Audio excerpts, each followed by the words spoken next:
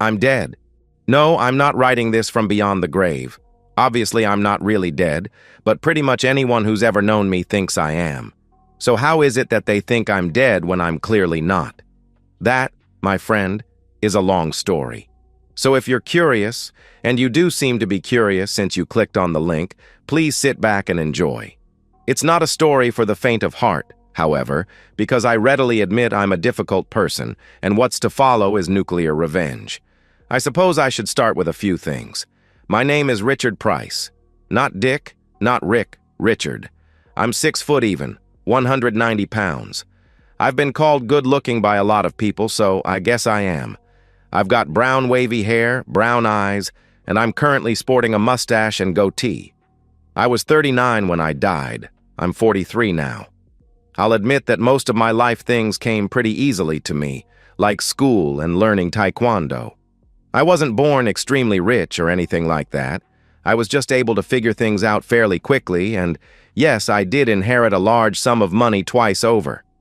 This is something I told no one for specific reasons. I saw how money affected friendships and most of all relationships, so I kept that secret to myself. Now college is when everything pretty much began. This is when I met Amy, the love of my life, the treacherous woman who... Wait. Sorry. I'm getting way ahead of myself here. Amy and I met in an accounting class during our sophomore year. I'd like to say that it was love at first sight for the two of us, but it wasn't. She was just a girl and I was just a guy. Granted, she was a very attractive girl with a stunning figure. She also had a lot of guys, as well as a few girls pursuing her. However, from all outward appearances, she ignored them to focus on school. Nope. From what I could see, she was there to get a diploma and get the heck out. In a way, so was I. Get the degree, get out. Well, things have a way of changing your plans. And change they did because one day in the library, as I was turning a corner, she ran into me. Actually ran into me. She was running and slammed right into me. Her 5 feet 1 inch body hit mine, and it was like she hit a wall. Down she went. Being the gentleman I am, I said, "What the heck is your problem? Watch where you're going, you crazy person." She looked up at me with tears in her eyes, unable to form words. And then I felt like a piece of garbage. I finally said, "Oh crap, I'm so sorry. Are you okay?" I offered her my hand to help her up, and then I really got a good look at her. Gorgeous emerald green eyes to go with her voluminous red hair that fell past her shoulders. And her impressive figure for her tiny frame made her quite striking. Thankfully, she accepted both my hand and apology. She stood up, still sniffling and crying. I finally had to ask what was wrong, and she totally broke down. It seems her parents had gotten into a car accident and she was an instant orphan. Long story short, I took her back to her dorm room and stayed with her, giving her a shoulder to cry on until she fell asleep. I then took my leave, but only after leaving her my phone number and contact info. I admit a lot of guys would have taken advantage of a vulnerable girl in that situation, but not me, though I was very tempted.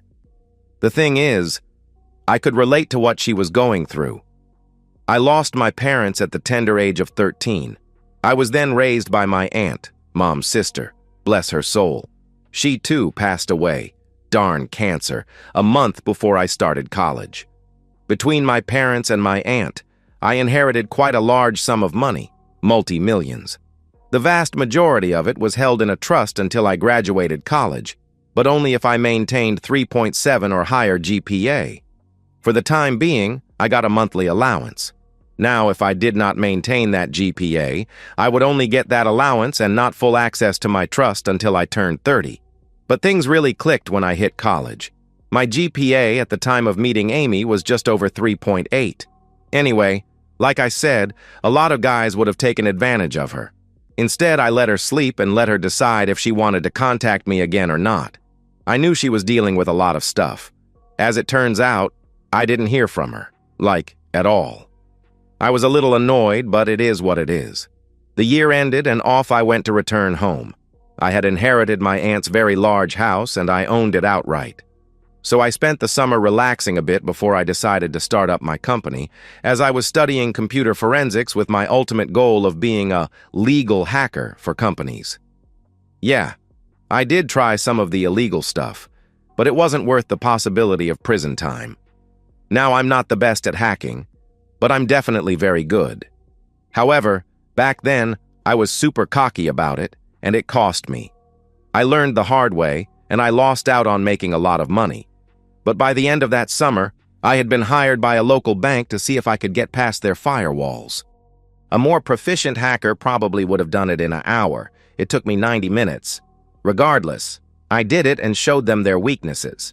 Now, because of my cockiness, I had to do it for free in order to prove myself. They still gave me a $500 check as a thank you, and thus started my career. Once summer ended, I went back to college for my junior year and settled in once again. About a month into it, as I sat outside in the common area, I was suddenly attacked by someone who grabbed me from behind. I wasn't sure what was going on or who was suddenly accosting me, but I then heard a female voice saying, "Thank you," over and over again. I finally got loose and turned around, and there stood Amy in all her beauty. Big smile that absolutely lit her up. Of course, the crop top and mini skirt certainly helped too. Amy then said, "Oh God, I was hoping I would see you again. I am so sorry for not texting you or something, but my terrible roommate threw away your number. She just thought you were some creep who would take advantage of me. I kicked her out and I have a new roomie now. Forgive me?" I looked into those gorgeous eyes, and how could I say no? "Hey, it's okay. No biggie. I really didn't think you'd call me or anything." I was lying through my teeth, of course. She frowned a little and then said, "Oh, not even a little?" I smiled and then said, "Well, maybe just a little." She squealed and gave me another hug and then said, "Okay, so here's the thing. I owe you something. Dinner, drinks, something. Please say yes." I pretended to think about it and then said, I could eat." Mr. Smooth there. She jumped up and down, giggling with joy. This girl was something else. So that night was the first of many nights spent together with Amy Spencer. 2.5 years later, she became Amy Price. During those 2.5 years, I discovered she wasn't the bubble-headed girl she pretended to be. Quite the contrary, she was far smarter than she let on. She just loved keeping people off kilter with her supposed airheadedness. I learned quickly to never underestimate her. Unfortunately, I forgot that lesson.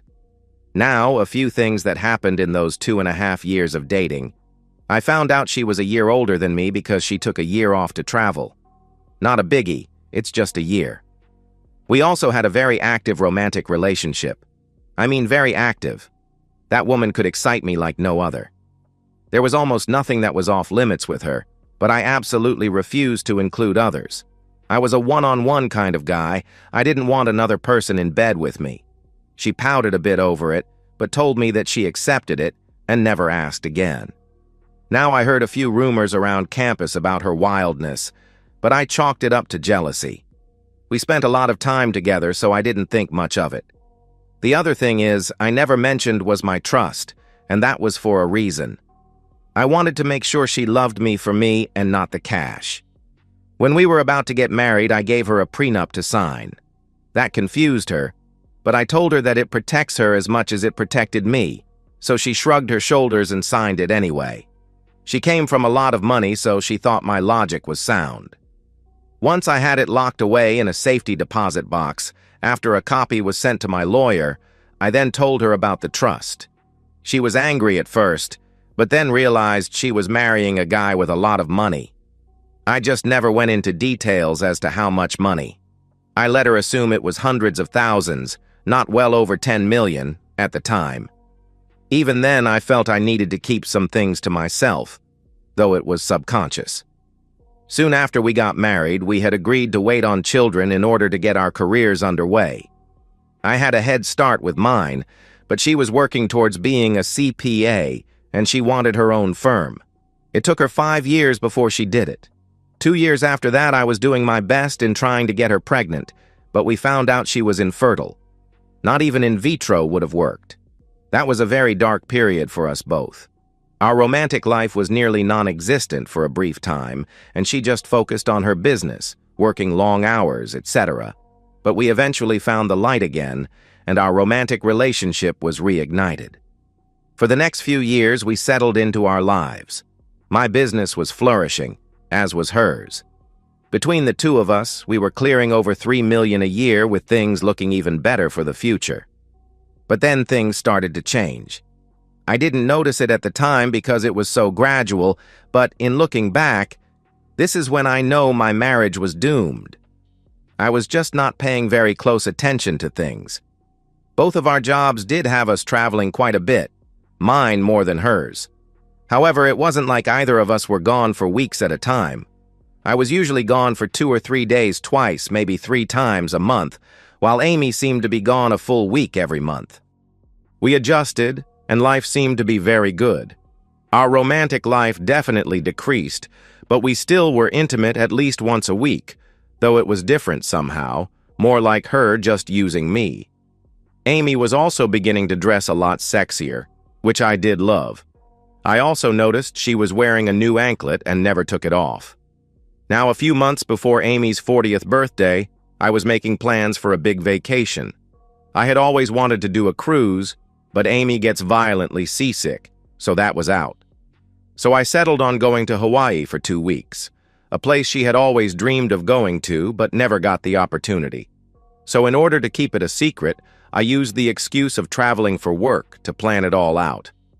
While I was on my trip, I hired a private plane to take us to Hawaii and back, rented out a villa in Maui, as well as hired a car service to take us anywhere on the island. I had so much I wanted to do when there, including her bucket list item of flying in a helicopter. But how does the old saying go? Man plans, God laughs. At this point, he was laughing, his rear end off.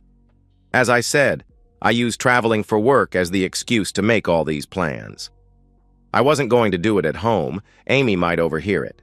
Ditto from doing it at the office, where one of my staff might also overhear it. I was not going to let this surprise be ruined.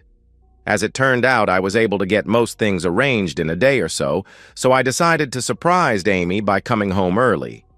As the limo driver pulled up to my house, I noticed that there were 2 unknown cars parked in the driveway, along with Amy's. That's odd, I thought.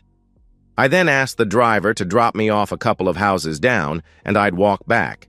So I grabbed my duffel and laptop and snuck back. I entered through the garage door and dropped off my bags. By now I had a choice. If I thought Amy was in danger, I probably should have called 911. That was the smart thing to do, but something in the back of my mind was telling me that I needed to investigate on my own. I knew I could take care of myself, but I still grabbed a revolver from the gun safe in the garage. As I quietly entered the house, I could see that things weren't quite right. At the foot of the stairs were 3 pairs of shoes, including a pair of Amy's heels. Well, that's not good, I thought. Knowing every squeak and creak in the stairs, I was able to get upstairs without a sound. And as I got closer to the top floor, I could hear voices coming from our bedroom. At this point, I knew what was going on. I really didn't need to see it. I could have snuck back downstairs, left the house, and just filed for divorce. Easy peasy. But nope, not me. Things were beginning to click now. All the changes with Amy, our decreased, changed romantic life, how she dressed. It wasn't for me. It was for someone else. I at least had the presence of mind to turn on the record video app on my cell as I approached the door to our bedroom. Thankfully, it was wide open and I could see what was going on. Unfortunately, what was going on was something I wish I didn't see. On our bed was Amy and 2 other men. Very, very large men. And I don't mean in terms of their bodies, but rather their attributes. Now, I was certainly not the largest, but I have larger than average anatomy. Not these guys, I've seen smaller farm animals. But here they were engaging in inappropriate activities with her. I probably should have rushed in and stopped things, but then I heard a 3rd man speak up. "That's a good little woman. Do your master proud and take that treatment. You're such a terrible person, aren't you?" All Amy could do it give a muffled agreement since one guy was being inappropriate with her mouth, while the other was behind her being very rough. Then the third man stepped into view, and all I could see was a mousy-looking, undressed guy. Definitely smaller than me in every way. He continued to berate Amy, calling her every humiliating word in the book. And as he watched, I saw him pleasuring himself to the scene in front of him before finishing. When he did that, I could tell Amy reached her peak. As I was about to back away, the guy in her mouth pulled out and finished on her face. I then rushed away, not because I was worried about getting caught, but because I felt like was about to be sick. I barely kept it down, but now I had a mix of emotions from anger to sadness to being humiliated. Somehow I was able to leave the house undetected, and I ordered an Uber to pick me up a couple of blocks away. I had him take me to a hotel a couple of miles out of town, and I got room. Once there, I broke down and cried. This was the last time I would shed any tears over her. Once I collected myself, I left the room and went over to the liquor store next to the hotel. I grabbed a bottle of Old Fitzgerald bourbon. I figured I deserved it. Once back in my room, I cracked it open and savored its taste. 3 shots later, I could feel it hitting me, so I needed to stop. I also needed to eat, so I ordered a pizza. Nothing goes better with a $2,000 bottle of bourbon than a pepperoni pizza. Now, with my belly full of alcohol and food, I got to work. Based on the events I saw, this was definitely not a one-off with these guys, especially not Mr. Tiny Person. So now it was time to get to work in using my computer skills to find out who these jerks are and to see how long my cheating wife was involved with them. Unlike in the movies and TV shows, it's not a few clicks on a keyboard, and voila, there's all you need to know. Nope, it takes time, a lot of time. And I needed more computing power if I was going to lessen the amount of time spent doing this. Nowadays, hacking into sensitive sites isn't easy, and odds are you'll get caught. Unless you know what you're doing, which I do. But even then, you run the risk. So the quicker the better. I knew I had to go into the office, but I had to wait until after everyone had gone home. At midnight, I was sitting in my office with 3 separate laptops doing their thing. It didn't take me long to discover who Mr. Tiny Person was, though. A certain John Hammerschmidt. What a ridiculous name. A piece of garbage dirtbag who apparently lived off of Daddy's money via his own trust fund. I guess Amy thought she was moving up to his lowly $4 million while not realizing that I was worth 10 times that now. See? This is why I never tell anyone about my money. It seems Johnny Boy is into the kinky stuff. A few arrests for soliciting prostitution, no convictions or fines. A DUI here and there, same result. Oh, but there is an ex-wife who has been after him for years for back alimony, a Ms. Peggy Brennan. She took back her maiden name, and I didn't blame her. I'll contact her at some point. As the evening wore on, I found out that Amy had been involved with this guy for a long time. Not weeks, not months, but years. 8 years to be exact. Around the time she defrosted, and we started being intimate again after finding out she was infertile. And now I was beginning to feel sick to my stomach once again. However, despite the bile attempting to force its way up and out, I forged on. By the time the clock hit 6:30 a.m., I had everything I needed. I phoned my attorney and left him a voicemail to let him know I'd be there to see him at 9 o'clock. After shutting everything down and leaving my office, I needed to grab something to eat. Regardless of how sick I was feeling, my stomach was protesting from the lack of food. By the time I got to the diner, I was feeling better physically, but mentally, I was a wreck. Her cheating, and for the length of time it occurred, enforcing the prenup wouldn't be an issue. Boy, was I stupid. At the appointed time, I walked into my attorney's office and his receptionist let me in. Jack Blacker, yeah, he's heard all the jokes, greeted me with a hearty handshake and asked me what was up. So for the next 20 minutes, I told him.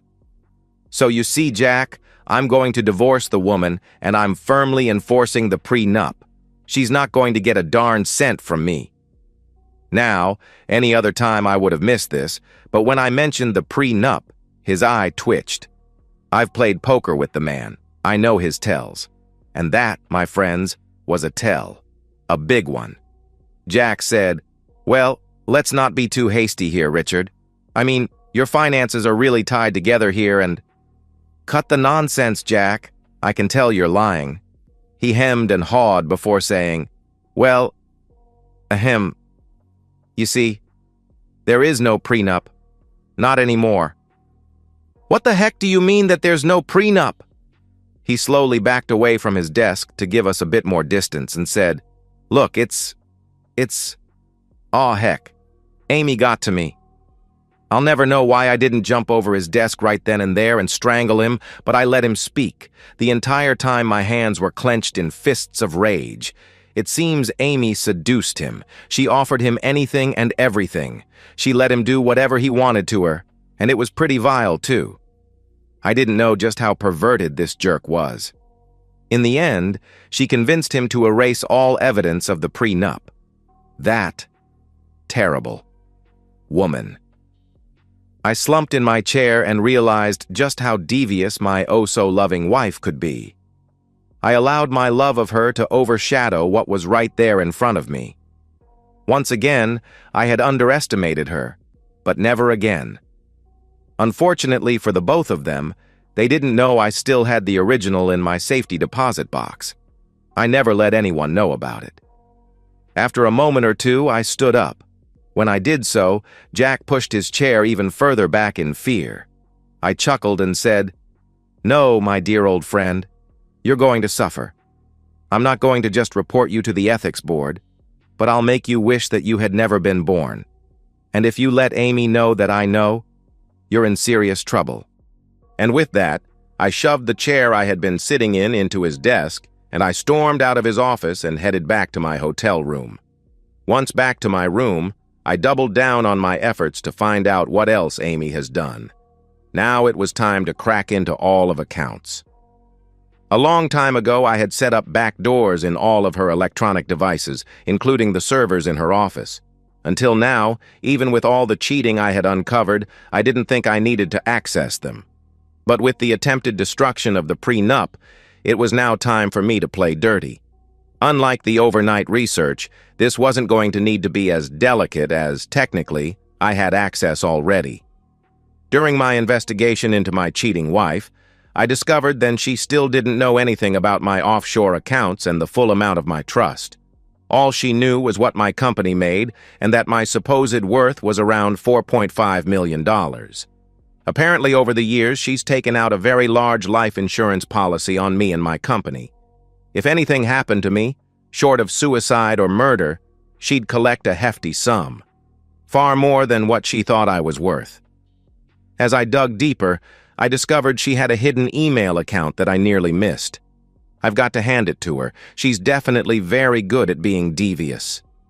This was the email account she used to connect with Johnny and, oh look, Jack, jerk. I was able to recover years and years of emails. When will people realize that just simply deleting an email doesn't fully get rid of it? Apparently, Amy was the driving force behind it all. Her supposed submission to Johnny, her going after Jack, and shockingly, her attempt to get a controlling interest in my company. I guess she failed to realize that even upon death, she'll never get control. And all of that was just the tip of the iceberg. By 2 p.m., I felt that I had gotten everything I needed to destroy her and her minions. I could go the police and feds, but there was a chance she'd still get off scot-free. I wasn't going to let that happen. Heck, I'd end myself before... Hey now, that's an idea. You know the smile that the Grinch gets when he comes up with his plan? The huge smile that represents pure evil? I had that smile at that point. I now knew exactly what I was going to do, and if it went as I hoped, not only would Amy's life be utterly destroyed, but she could be in jail along with all those she's involved with. Now, against my better judgment, I decided to visit good old Jack again. I phoned him and told him I was coming to his office and to make sure we were 100% alone. He reluctantly agreed. Once I got there, I saw a nervous wreck of a man sitting behind his desk and half-empty decanter of liquor on it. He was obviously 3 sheets to the wind. I sat down and said, "Okay, Jack, here's the deal. You work with me and do exactly as I tell you to do, we'll be even. You mess with me or lie to me or tell anyone about this, you'll live to regret it. And I mean every last unforgivable sin. Got it?" He nodded and started in. They say confession is good for the soul, though I doubted Jack had a soul. But I had what I needed. Before walking out the door, I warned him again to not say a thing to Amy. I'm stupid at times, but I'm no dummy. I video recorded his entire confession. There was no way I was going to just take his word for it. So now I needed a new attorney because I wanted to draw up a new will, plus they'll need all that I had discovered. So I knew I needed one who wasn't above knocking heads together. This is when I met Helene Simon. She wasn't just a ball buster, she was the ball buster who had a few unscrupulous clients. She was perfect. Now her clients may have been unscrupulous, but she wasn't. She bent the law, but never broke it. I contacted her immediately after leaving Jack. I was expecting her service to answer, but she picked up. Thankfully, she was willing to meet with me that evening, and she gave me her home address. There are very few women I find stunningly attractive. Yeah, I admit it. Amy is one, but so was Helene, though in a far different way. Where Amy was short and curvy, Helene was tall, taller than me, and lean. Long blonde hair and deep blue eyes. To me, she was just absolutely stunningly gorgeous. And when she talked, you listened. I thanked her for seeing me on such short notice and explained to her in great detail what had happened and what I knew. She sat there with her eyes closed, absorbing it all. Once I finished, she said, "Well, just when I thought I had heard everything." I shrugged and gave her a smile, my first real smile in a long time. She continued, "So, Mr. Price, please call me Richard." "Okay, Richard, and please call me Helene. Why do you need me? You have more than enough evidence to hurt your wife financially and socially. Why come to me and instead of the police?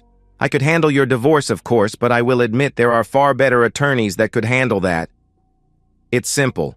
I want to die and I want you to help me." She looked at me like I just told her that she has 3 eyes, and then she laughed. "Oh, seriously now? I'm not some hitman, nor do I know any." "Well, technically I don't." I laughed at that and said, "No, I want you to help me fake my death so I can start a new life. However, what I want done may not be entirely ethical, but I want all of those involved with my loving wife will be taken down within the constraints of the law. The only, shall we say, questionable part is I want it to look like Amy had me murdered." "Oh, really?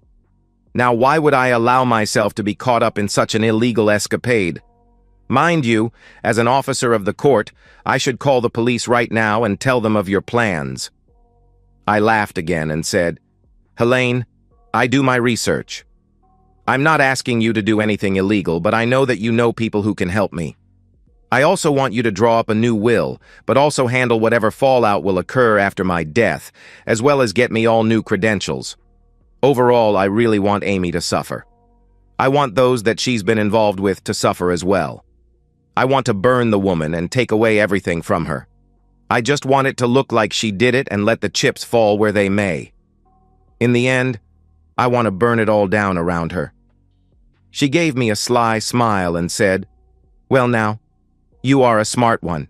However, what you're asking of me, at least in terms of you dying, it just isn't something I can do.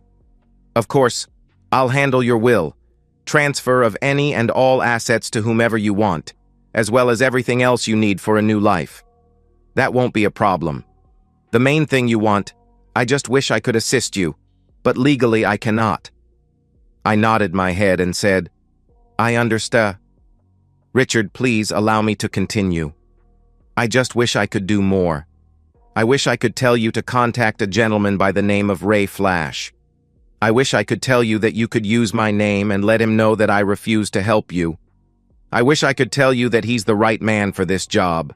I truly wish I could tell you all of this, but I can't. Am I clear?" My Grinch grin came back and I said, "Crystal." She nodded curtly and said, "Now let's talk about this will and everything that's involved with it."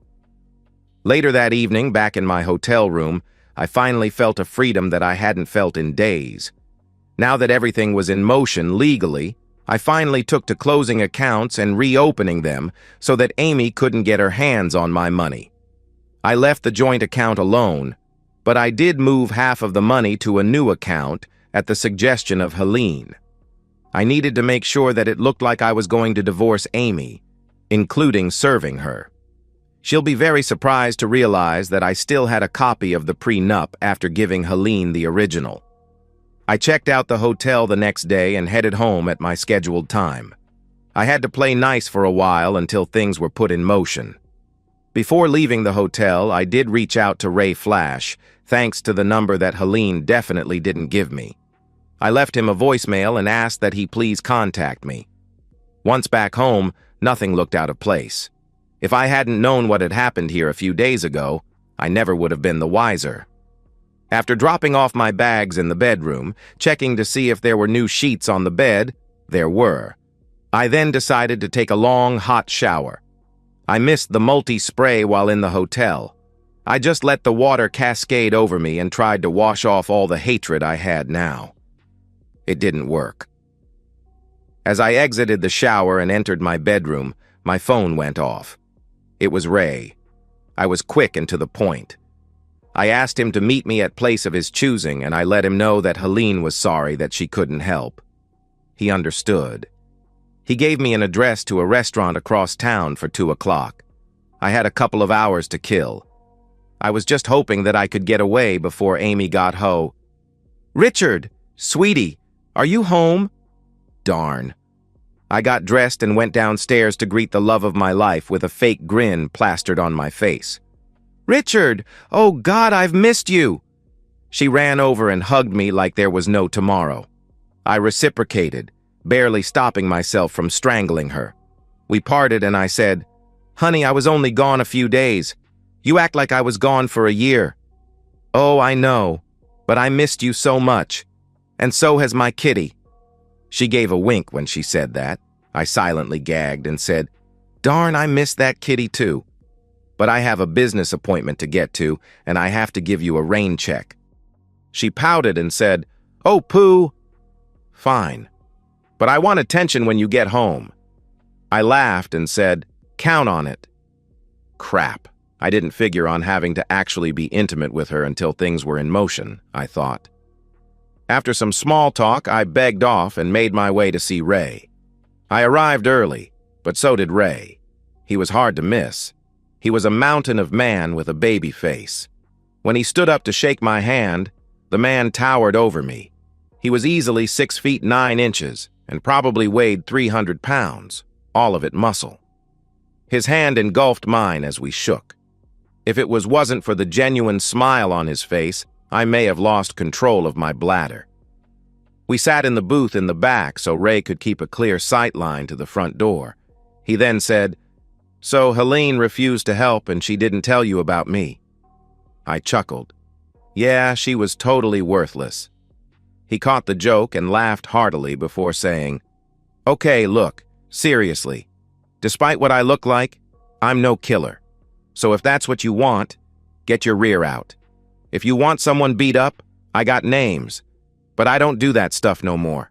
I can scare people for you, but I'm not going to hurt them or do anything illegal, got it?" I nodded and said, "Don't worry, you won't need to hurt anyone." Well, you may need to sort of hurt someone. He looked at me and with a "what you talking about Willis" look and said, "Dude, get lost. I just said I don't do this stuff." I held up my hand and said, "Just listen to what I have to say. If you're not interested, I'll give you $10,000 for your troubles. If you are, I'll open a Cayman Island account for you and deposit $1 million into it, with an annual payment of 50 grand for the next 20 years. Deal?" He leaned back as best as he could in the booth and said, "Talk to me." And I did, and a plan was made. 3 weeks later, by now I was set with what was going to happen. Amy was off on another business trip, probably getting intimate with some jerk with Mr. Tiny Person watching. Little did she know that when she got home, she was going to be served with divorce papers at her office. Now, I wasn't going to actually divorce the woman. There was absolutely no way she was getting 1 red cent of my money, but I needed to make it look like I was going to it in order to give her a motive to eliminate me. While she was gone, I was a very busy boy. I hired a moving company to remove everything Amy-related out of my house and into a storage unit. I graciously paid for the first 6 months. I'm such a nice guy. Then I took to making sure she couldn't access a darn thing of mine. I changed the locks, the combination to alarm, changed the combination to both safes, gun, and wall, added security cameras to the outside and inside of the house, and removed her access to the checking and savings accounts, despite having already moved my money. I transferred the money I felt she deserved to her private account. Stupid woman actually gave me the password to it. It was a busy 2 days, but it felt good once it was done. Amy didn't know it yet, but her life was about to head into the toilet. I cracked open a Sam Adams Utopia's special blend and toasted the demise of my marriage. Beer had never tasted so good. As per usual, whenever Amy returns from a business trip, she'd head to her office first. I knew this. Helene had set it up for the process server to greet her once Amy was in her office. I also asked that it be filmed so I could see Amy's reaction, and she didn't disappoint. It was like watching a 5'1" volcano explode. I still watch that video to this day because it gives me so much joy. Obviously, my phone started blowing up with texts from Amy. I ignored them. So then she called. A lot. I ignored those too. I ended up getting 4 voicemails from her. She gave up eventually, but then she came home. Or rather, she arrived at my house and discovered neither her key nor her entry code worked. She started pounding on the door, screaming at me, calling me every name in the book. Meanwhile, I sat in my home office watching it all unfold on my computer via the security cam. The moment she uttered those magic words, I called the police. Those words? "I'm going to eliminate you, you jerk!" 1 item checked off. The police arrived. They got in between her and the door. All the time she's ranting and raving. I finally opened the door and explained the situation to them, while one of them held on to her to stop her from lunging at me. Unfortunately for Amy, she inadvertently nailed one of the cops right in the groin as she tried to get to me. Oops. Jail time now. Once she was processed and was waiting to head off to her cell, I showed up at the station and asked to speak with her. Though I was told it may not be a good idea, the officer who she nailed in the groin let me in, and I sat down next to her. Thankfully for her, she was cuffed and couldn't attack me. I sat there and smiled at her, which made her even angrier. She started in a whisper but got louder as she went on. "You terrible person! Who the heck do you think are embarrassing me like that in front of my staff? When I get out of here, I am going to make you rue the day you—" I interrupted her and said one thing. "John Heimerschmidt." The jaw drop I got was almost comical. She stammered and said, Who is that?" "John who?" "Oh, cut the nonsense, I know. Everything." She huffed and said, "You know nothing, jerk. Funny that you should mention Jack. He broke, told me everything. He was quite eloquent, actually." Laughing, thinking she still had the upper hand. "That weak fool? Whatever. What's done is done. I don't give a darn what he told you. Thanks to him, your precious prenup is toast, and I am going to rake you over the coals, you pathetic excuse of a man." I opened the manila envelope I had in my hand and said, "Oh, you mean this prenup?" I always had a backup, just in case. My new attorney made sure it was still 100% legal and fully enforceable, especially when I provided Jack's confession that I recorded. So that coal raking won't happen, my love. Jaw drop number 2. She attempted to say something, but I interrupted and said, "As for Mr. Tiny Person, you know him as John Who, it seems. I've got enough crap on him to put him in jail for the rest of his life. I emailed him everything that I know before I headed over here and told him he had an hour to get out of the country before I sent what I knew to the feds. We'll see if he makes it or not. He's got, let's see, about 20 minutes. Jaw drop number 3. Oh, and I didn't forget about all your inappropriate companions. Yeah, all 9 of them. I'd tell you what I'm going to do to them, but I want you to be surprised. Now her anger really flared. You terrible person! You won't win! I'm going to eliminate you and make sure no one ever finds your pathetic body. I just sat there and grinned. Not only did I have her on my video cam at home threatening to eliminate me, but now she screamed the threat in a police station. She was so done and didn't know it. But before I could offer a retort, they came to take her to jail until her arraignment, with Amy screaming at me the entire time. I knew she'd raise bail the next day, but I didn't care. All part of the plan. Now I waited and waited and waited. 4 days of waiting and I was starting to getting a bit itchy. Something should have happened by now. Did Ray forget? I picked up my cell to call him and then my door exploded in on me and in walked 3 extremely large masked men. What the heck is this? I thought. This isn't the plan, Ray. I was about to say something, but I got smashed me in the face and I saw darkness. When I regained consciousness, I realized I couldn't move. I also had a screaming headache and it felt like my nose was busted. Once I could see clearly again, I saw those 3 guys again, but with them was Amy. This is not how this was supposed to go. Laughing at me, she said, "So who's got the upper hand now, you stupid jerk? I told you that I was going to make sure no one was ever going to find your pathetic body. I decided to not rake you over the coals, but instead I'll just eliminate you. These fine gentlemen here are going to make that happen for me. And when they're done, I'm going to let them be intimate with me for an entire weekend." I coughed and said weakly, "You won't get away with it, And then she slapped me. "Shut up. God, you're so stupid and sad. Of course I am going to get away with it because I'll have an airtight alibi. And my friends here are getting paid a lot of money to help me." I was about to say something again, but one of the gorillas backhanded me, and I saw stars. I looked up and watched Amy walking away while waving goodbye. I know she said something, but my ears were ringing from the most recent blow, so I couldn't hear what she said. As she walked out of the house, I was expecting the beating to begin, but they sat there and waited. Finally, after what felt like an hour, they shot a gun a few times in the air and moved towards me. One of them leaned in and said to me, "This is for Amy." Then the beating began. Internally, I was laughing because I remembered the sign in my office that said, "The beatings will continue until morale improves." Well, at this point, my morale was pretty much in the toilet. I don't know how long they used my body as piñata, but they were good at their job. Hurting me just enough to not eliminate me, but also just enough to make me wish I was really dead. Darn it. This wasn't part of the plan. The beating went on for a very long time.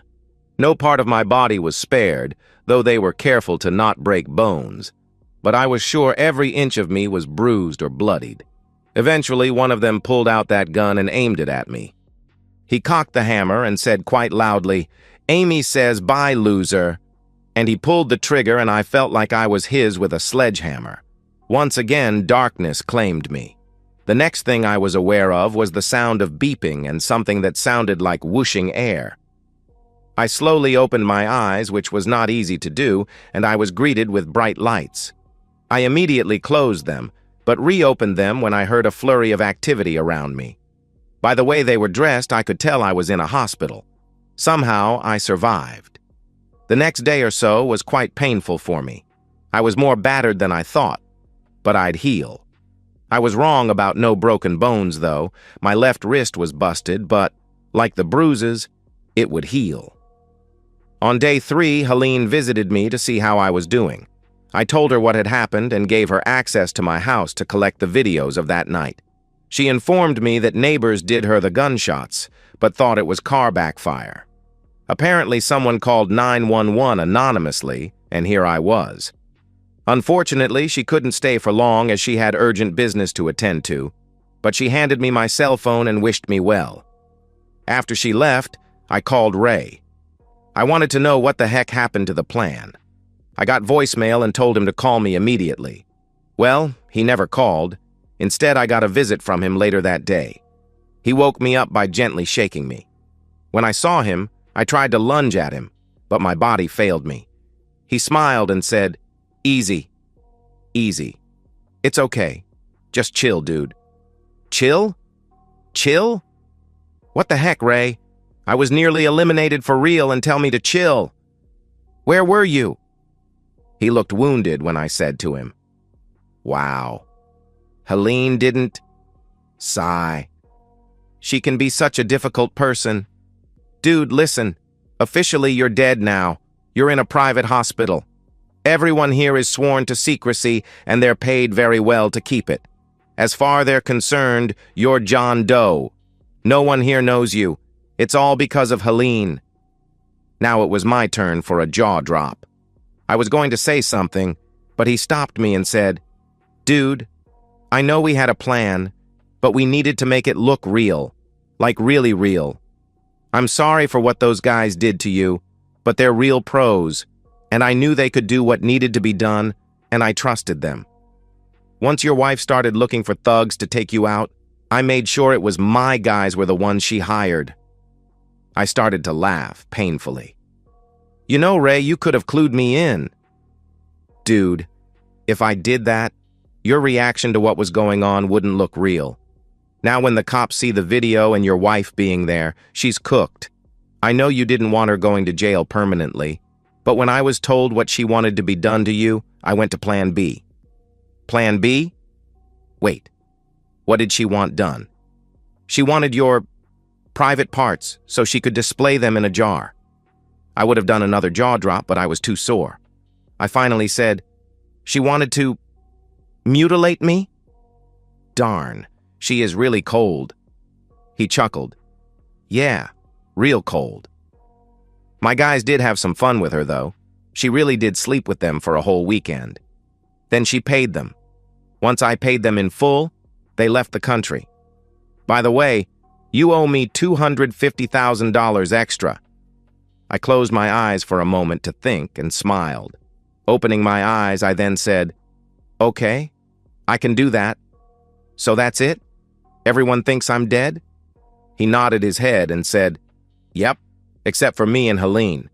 And at 3 p.m. today, you'll be cremated, and your ashes will be placed in the same crypt as your parents and aunt, per your instructions, of course." Now it was my turn to chuckle. I then held out my hand to shake his and said, "Thank you, Ray. Seriously. But if I ever need to die again, tell them not to shoot me. I'll make sure Helene gets you your money." He laughed and said, "Deal. Good luck, Richard. I'll never see you again." And with that, he shook my hand and walked out of the room. After he left, I called Helene and left her a voicemail. I let her know I wasn't too happy about being kept in the dark, but I still thanked her. I found out later that Amy did appear at my memorial, crying fake tears, but then the police showed up and took her away in cuffs. It seemed as if the police received a video of my beating anonymously. Must have been the same anonymous guy who called 911. I spent another week in the hospital. I also discovered that because of the beating, I'd need a bit of plastic surgery to correct my nose and hide the scars. In the end, my face would be slightly different, but that was a good thing as I didn't want to look like me anymore. 2 months later, I was visiting Helene once again, this time for something entirely different. This time, it was to collect my brand new identity of James Richards. The James Richards who just happened to be the heir to the Richard Price estate. After all the legalities were taken care of, I decided it was time to leave the country for a while. I asked Helene to handle the sale of my house and my stake in Amy's business. Not that it was worth much anymore. I kept my company, or rather James Richards took over ownership in it, but made sure I had the right people running it. So for the next 3+ years, I lounged and relaxed in Cabo San Lucas. Some of the time there, I followed the sensational trial of one Amy Price. It seems that Amy and all her lovers were complicit in a lot of illegal stuff. Stuff I hadn't fully uncovered, but wish I had. In the end, she was convicted of murder 1, extortion, human trafficking, prostitution, and so much more. Oh, and Mr. Tiny Person didn't quite make it out of the country. Nope. The feds caught him just before boarding his plane. Once they arrested Amy, he decided to rat out on her like the little wimp I thought him to be. He didn't quite get off scot-free, though. He was going to serve some time, but in a nice penitentiary for a few years. Oh, and his ex finally got to him, thanks to an email I sent to her anonymously, and was now collecting all that back alimony and then some. As for Amy's lovers, I didn't give a darn. Hopefully, they're all the victims of some wonderful inmates. Once Amy was convicted, I lost interest and decided to just work on my tan. But that brings us to present day. For the first time in nearly 4 years, I was going to set foot on U.S. soil, for 2 reasons. 1, to see Helene. Over the past few years, we had grown quite close with her flying down to Cabo quite often to go over my business interests. This time I was coming back to U.S. to ask her to marry me. And 2, I just had to visit my lovely ex-wife. Stupid, I know, but I had to let her know that I won. When I exited the prison, I left her screaming, acting crazy and pounding on the glass. The guards had to drag her away, and apparently she had to be sedated. Last I heard, they're going to transfer her to psychiatric hospital. It seems she saw the ghost of her late husband. What a crazy woman. And so, we've reached the end of today's story. Was it what you expected, or did it take a twist you didn't see coming? I'm curious to hear your thoughts. Share them in the comments below, and let's get a conversation going. If this story kept you hooked, make sure to hit that like button. And if you're new here or just haven't subscribed yet, now's the perfect time to join our community. I bring you fresh, captivating stories every day, so click that subscribe button and turn on notifications so you never miss out. Thanks for watching, and I'll see you in the next one.